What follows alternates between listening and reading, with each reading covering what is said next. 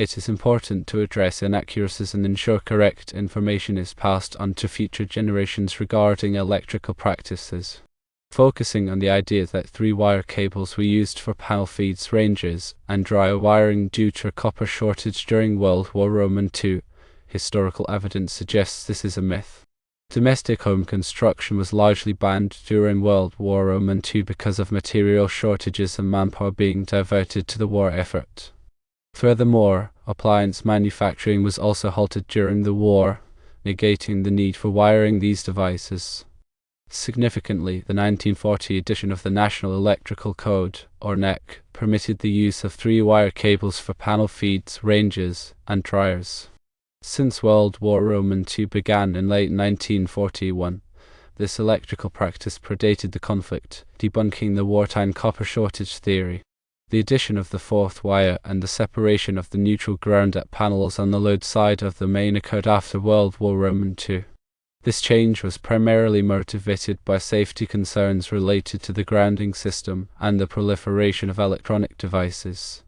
When discussing discrepancies or inaccuracies, it is important to maintain a respectful tone and avoid causing offense. Providing concrete evidence to support claims is essential to fostering understanding and clarity. One should distinguish between established historical facts and unsubstantiated myths or rumors. Sharing knowledge with future generations should be done in a clear and engaging manner that fosters comprehensive understanding.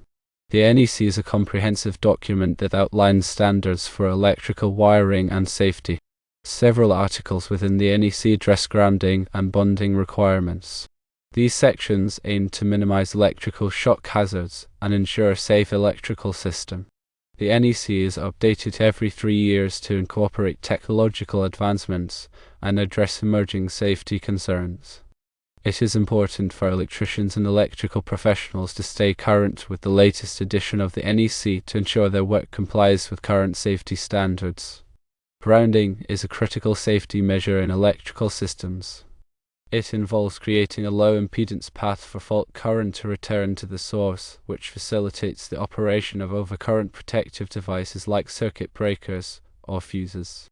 Grounding helps to minimize the risk of electrical shock and prevents damage to equipment.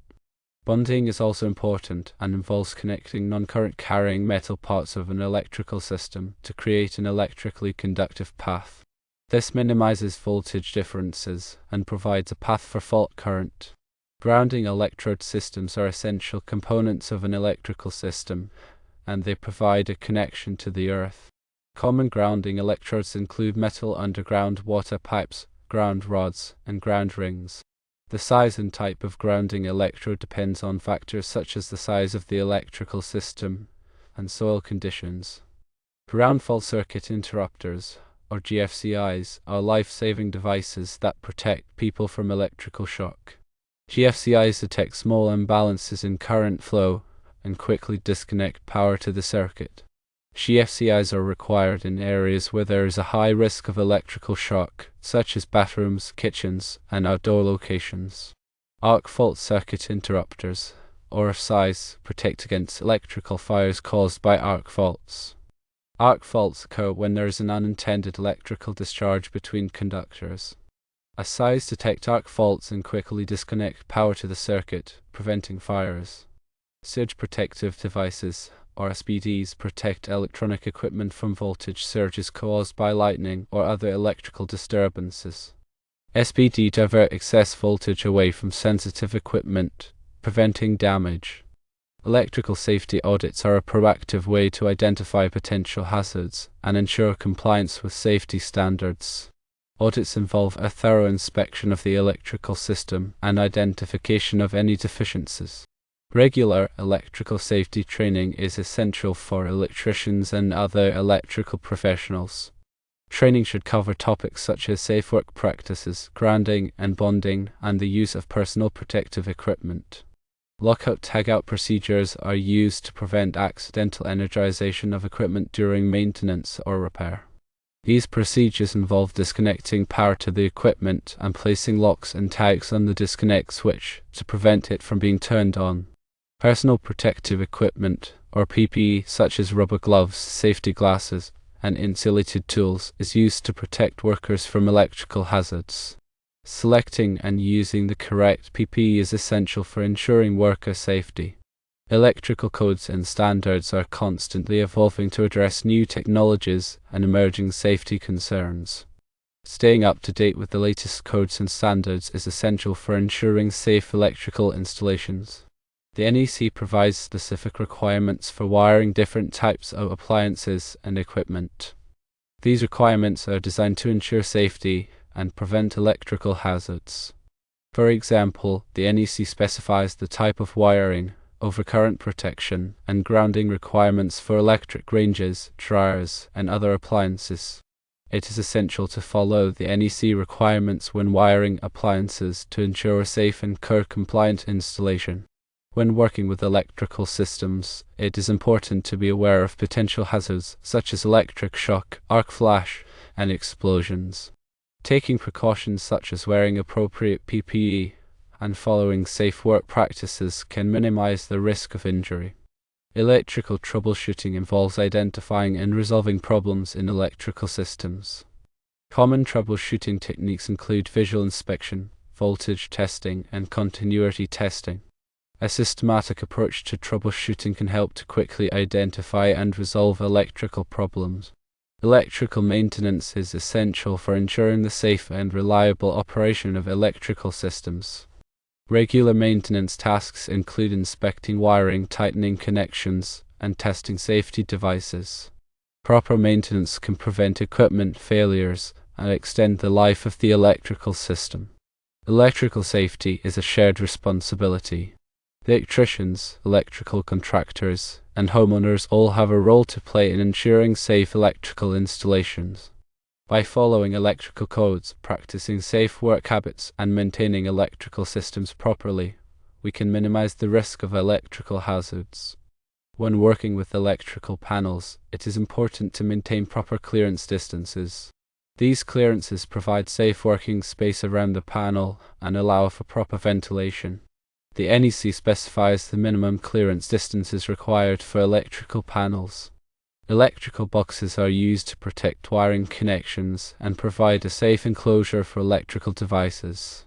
The NEC specifies the types of electrical boxes that are permitted for different applications. It is important to use the correct type of electrical box and to install it properly to ensure a safe and code-compliant installation. Conduit is used to protect wiring from physical damage and provide a raceway for conductors. The NEC specifies the types of conduit that are permitted for different applications. It is important to select the correct type of conduit and to install it properly to ensure a safe and code-compliant installation. Conductors are used to carry electrical current. The NEC specifies the types of conductors that are permitted for different applications. It is important to select the correct type of conductor and to size it properly to ensure that it can safely carry the required current.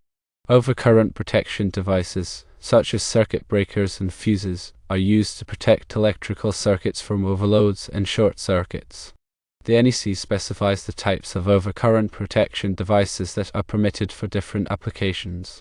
It is important to select the correct type of overcurrent protection device and to size it properly to ensure that it will protect the circuit from damage. Electrical estimating involves determining the cost of labor, materials, and equipment required for an electrical project. Accurate estimating is essential for ensuring that projects are completed on time and within budget. Electricians use a variety of tools and equipment to perform their work. It is important to use the correct tools for the job and to maintain them properly to ensure safety and accuracy. Electricians must be licensed and insured to protect the public and ensure that work is performed to a high standard. Licensing requirements vary by state and locality. Electrical inspections are conducted to ensure that electrical installations comply with applicable codes and standards. Inspections are typically performed by local building officials. Passing an electrical inspection is required before an electrical installation can be energized.